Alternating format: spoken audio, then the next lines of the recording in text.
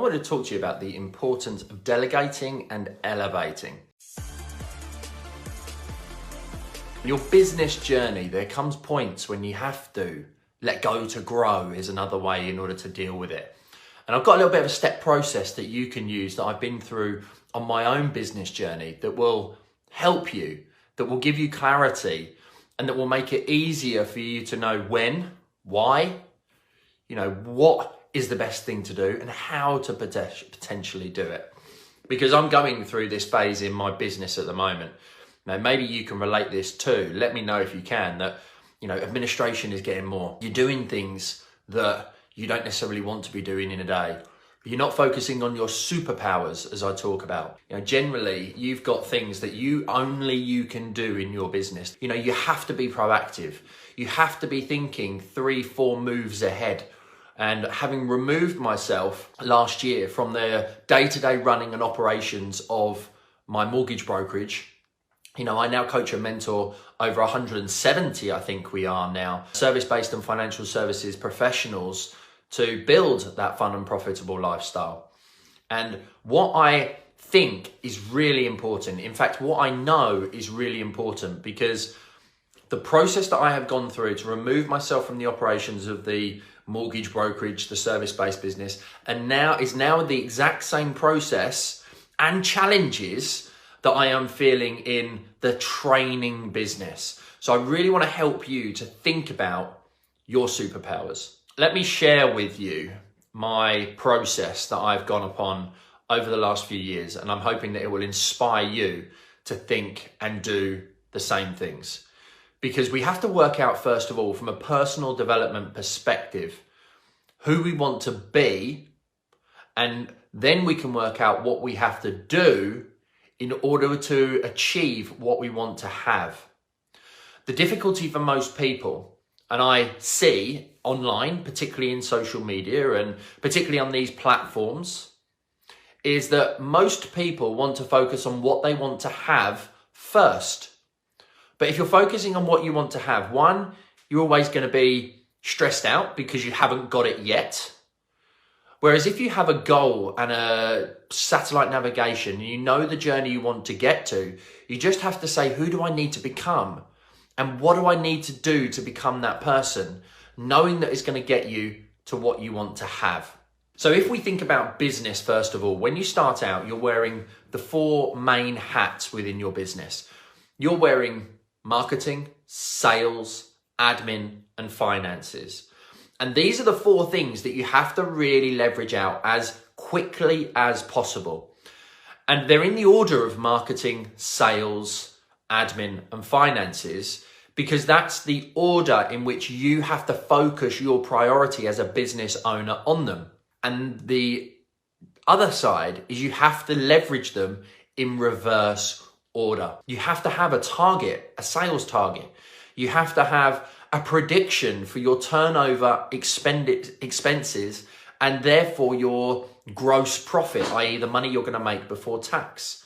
And I have a spreadsheet that I've always used. It's evolved over the years, but that's one of the key things that's enabled me to remove myself, because every 3 months I'm able to look and see where we are at as a business and then start to delegate those tasks. So I'm a massive fan of having Xero or QuickBooks as an online technical tool. I'm a massive fan of having a bookkeeper who you can pay anything from £10 to £25 per hour. I pay my bookkeeper roughly £200 a month for my 2 businesses, soon to be 3. And she does everything. I take photos of the receipts, they go onto Xero, I put invoices into Dropbox, she reconciles it all, make sure that the bank matches the receipts, which is great for my accountant, reduces my accountant's cost. But every month I have a profit and loss to base my business decisions on.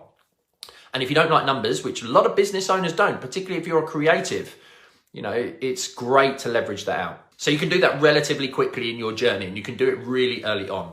The second thing you then need to leverage is your administration and the things that are lower value tasks. Now, they're highly important, but it could be anything. In my mortgage brokerage, it's processing applications, it's submitting decision in principles, it's chasing clients for documentation, it's everything after a mortgage application has been submitted. In my coaching and mentoring business, it's the onboarding of clients. It is the making sure that they've got their access to our training portal. It's being in the community of 170 clients, making sure that their questions are answered, that they're supported, keeping an eye on everyone and everything, and having a go-between to make sure that I'm not getting bogged down with that administration. And then getting to the point of actually having, it's almost like a customer support, shall we say. So you have that and you leverage those activities out, because that enables you to focus on your superpowers, your genius, you're creating new content and ideas. The next thing you then do is we jump to the start of this process, which is the marketing. You have to work on marketing, and this is where so many people go wrong. The only thing that takes a business from 6 to 7 figures is having automated, structured, systemized, consistent marketing. And it's all well and good turning up on social media every single day, but that is not the goal. The goal is to make sure that you focus on creating the content, you produce the video, the podcast, the blog, whatever that one chosen method is. I love video because we can repurpose into audio and into podcast thereafter. But you focus on just doing that, your superpower. Only I can be in the video giving you this message. But then what happens is my team, Jack, who's been with me for a long period of time now, will take it. He will rip it down from Facebook. He will strip out the audio. He will get it transcribed into a blog. He will then turn that into mini quotes and graphics, and will then have images, short clip videos, Instagram reels, TikTok videos, all of this kind of stuff. Put subtitles on it, put a banner on it, create little tiny things out of all of these tips that I'm giving you. So therefore, one piece of content can effectively be the entire week's worth of content, all around one chosen topic and one chosen subject. And as you begin to grow, you then get to the phase of having to look at potentially utilizing ads. So I currently have 2 ads managers. I used to run them myself. I've done a lot of training in and around that, first of all, but it gets to a point where you have to focus on your superpowers.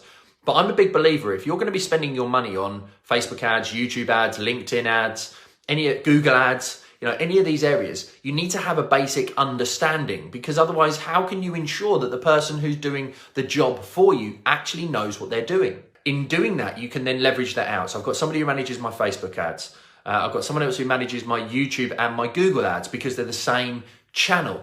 Once they are ready and sorted, we will then potentially look at LinkedIn ads. Now, my Google ads guy and the YouTube ads guy said to me, let's do some LinkedIn ads. I'm like, no, because I don't know the ROI that we're getting from the Google stuff first. You have to make sure that it's profitable.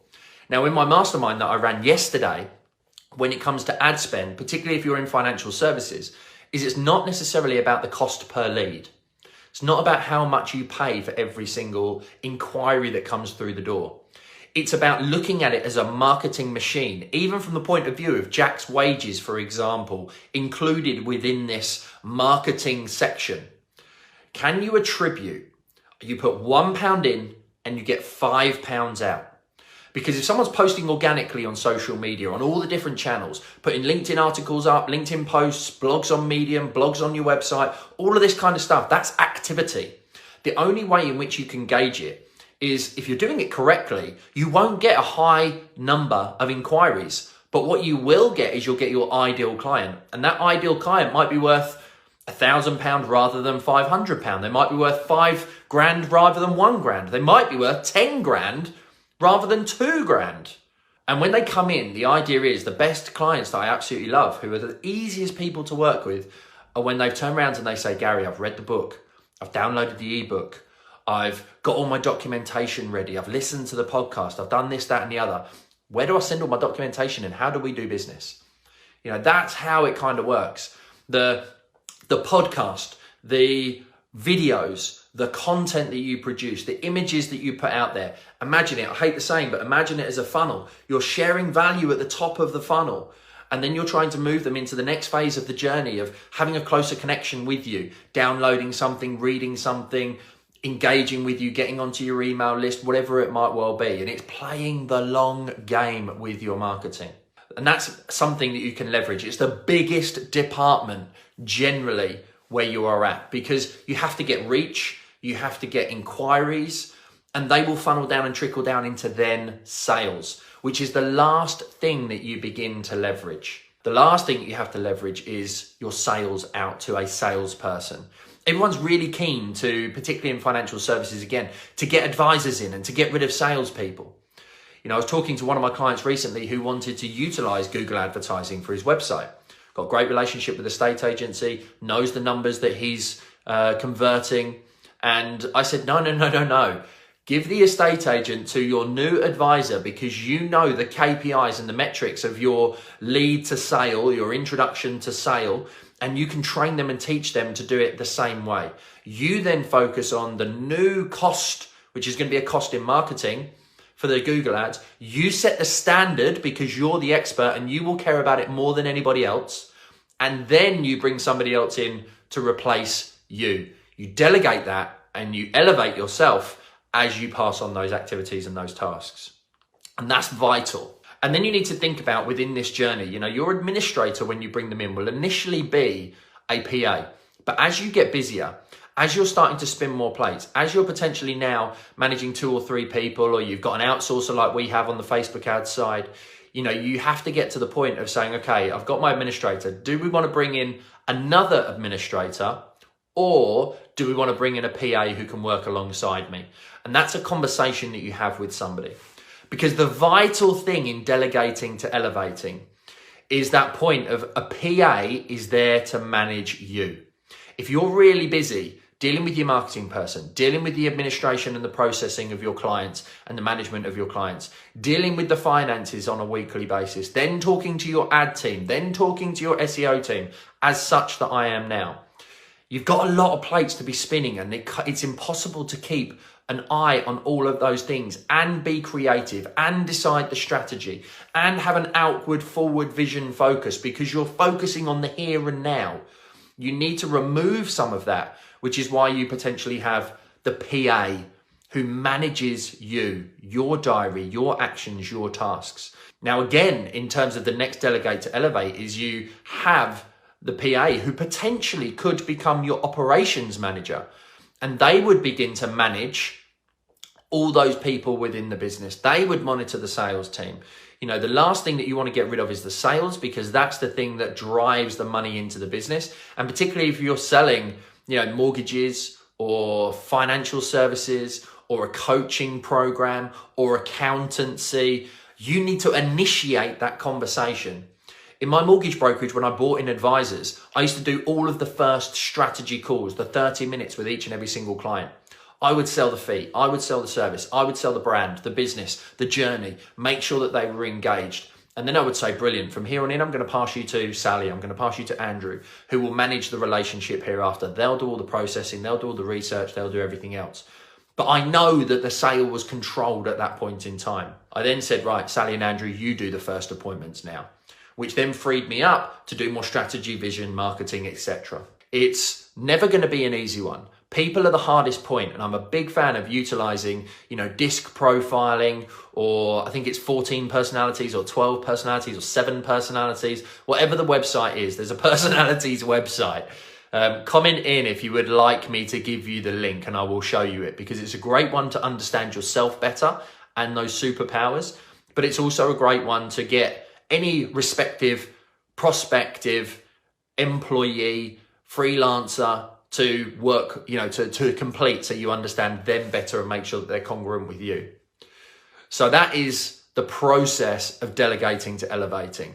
That is the differences between all the roles and the departments. And that is the most important thing when it comes to letting go to grow, delegating to elevating. Your PA manages you. Your operations manages the business. They take on the project management. They take on the contracts. They take on almost the puppeteering of the existing team. So therefore you can manage one person, and one person manages 5, 6 people.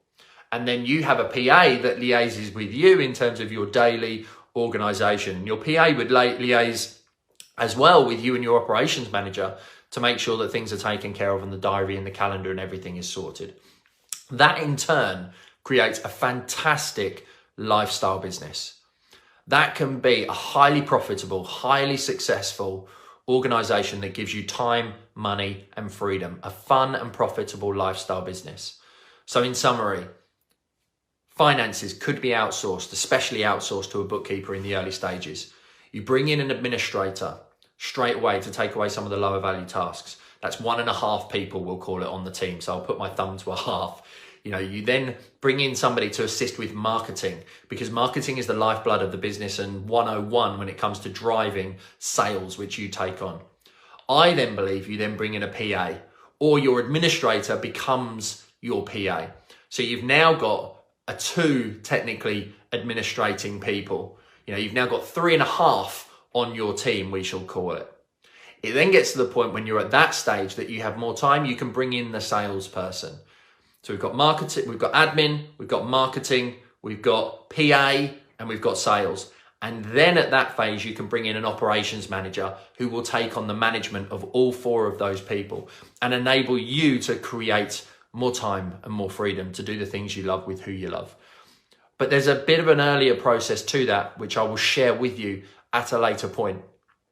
And it's about understanding the importance around that marketing and attracting that ideal client to you. Because without that, you are absolutely stuck. So I hope that you enjoyed this episode. Remember that business is all about being proactive. Life is all about being proactive. It's about stopping waiting for it to happen and going and making it happen. We get one opportunity. We get one chance. We might as well grab it with both hands and do the best that you possibly can. The more proactive you are, the more you can achieve mentally, physically, and financially possible. Thanks for tuning in.